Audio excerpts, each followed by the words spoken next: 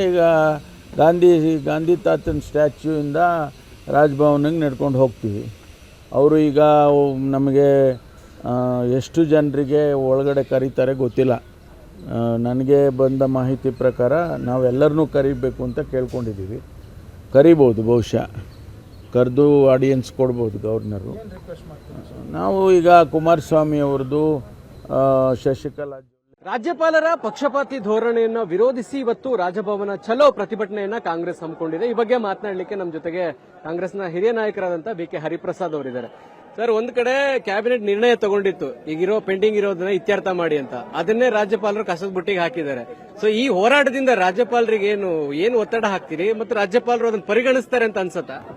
ರಾಜ್ಯಪಾಲರ ಕುರ್ಚಿ ಸಾಂವಿಧಾನಿಕವಾದಂಥ ಕುರ್ಚಿ. ಅದು ರಾಜ್ಯಪಾಲರು ಯಾವುದೇ ಸಂದರ್ಭದಲ್ಲೂ ಸಹ ಯಾವುದಾದ್ರೂ ಒಂದು ಹೆಜ್ಜೆ ಇಟ್ಟಾಗ ಅದು ಸಂವಿಧಾನದ ಚೌಕಟ್ಟಿನಲ್ಲಿ ಇರಬೇಕು.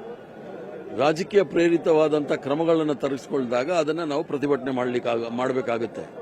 ಈಗಾಗಲೇ ರಾಜ್ಯಪಾಲರ ಮುಖ್ಯ ಕರ್ತವ್ಯ ಏನು ಅಂತ ಹೇಳಿದ್ರೆ, ಏನು ಕ್ಯಾಬಿನೆಟ್ ಡಿಸಿಷನ್ ತಗೊಂಡು ಅದನ್ನು ತೀರ್ಮಾನ ತಗೋತಾರೆ ಅದನ್ನು ಅನುಷ್ಠಾನಕ್ಕೆ ತರ್ತಕ್ಕಂಥದ್ದು. ಅದರ ವಿರುದ್ಧವಾಗಿ ಅವರು ಹೋಗಿದ್ದಾರೆ. ಅದಲ್ಲದೆ ಕರ್ನಾಟಕ ರಾಜ್ಯದ ದುಸ್ಥಿತಿ ಏನು ಅಂತ ಹೇಳಿದ್ರೆ, ಇರ್ತಕ್ಕಂಥ ದುರ್ಬಲವಾದ ಭಾರತೀಯ ಜನತಾ ಪಾರ್ಟಿ ಅಧ್ಯಕ್ಷರು ಕೂಡ ಮರಿ ಯಡಿಯೂರಪ್ಪನವರು ಮತ್ತು ಅಪೋಸಿಷನ್ ಲೀಡರು ದುರ್ಬಲರಾಗಿದ್ದಾರೆ. ಅದಕ್ಕೆ ಒಂದು ಶಕ್ತಿ ತುಂಬಬೇಕು ಅಂತೇಳಿ ಸಂಪೂರ್ಣವಾಗಿ ರಾಜಭವನ್ ಅನ್ನ ಭಾರತೀಯ ಜನತಾ ಪಾರ್ಟಿಯ ಪಕ್ಷದ ರೀತಿಯಲ್ಲಿ ಕಚೇರಿಯನ್ನಾಗಿ ಮಾಡಿಕೊಂಡು ರಾಜ್ಯಪಾಲರ ಅಧಿಕಾರವನ್ನು ದುರ್ಬಳಕೆ ಮಾಡಿಕೊಂಡು ಸರ್ಕಾರವನ್ನು ಅಸ್ಥಿರಗೊಳಿಸಲಿಕ್ಕೆ ಪ್ರಯತ್ನ ಮಾಡ್ತಾ ಇದ್ದಾರೆ. ನಿಮ್ಮ ಹಕ್ಕೊತ್ತಾಯವನ್ನ ಪರಿಗಣಿಸ್ತಾರ ರಾಜ್ಯಪಾಲರು? ಇವತ್ತು ನೀವೆಲ್ಲ ಹೋಗಿ ಮನವಿ ಕೊಡೋರಿದ್ದೀರಿ, ಅದನ್ನ ಪರಿಗಣಿಸ್ತಾರ? ಪ್ರಜಾಪ್ರಭುತ್ವದ ಚೌಕಟ್ಟಿನಲ್ಲಿ ಶಾಸಕರು ಮತ್ತು ಪಾರ್ಲಿಮೆಂಟ್ ಮೆಂಬರ್ಸ್ ಹೋಗಿ ಅವರಿಗೆ ಅವರ ವಿರುದ್ಧವೇ ಕೊಡ್ತಾ ಇದ್ದೀವಿ ನಾವು ಮನವಿಯನ್ನ.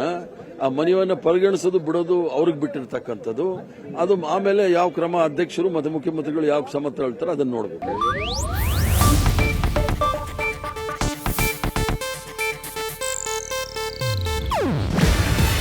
ಇದು ಏಷ್ಯಾನೆಟ್ ನ್ಯೂಸ್ ನೆಟ್ವರ್ಕ್ ಪ್ರಸ್ತುತಿ. ನೀವು ನೋಡ್ತಿದ್ದೀರಾ ಏಷ್ಯಾನೆಟ್ ಸುವರ್ಣ ನ್ಯೂಸ್.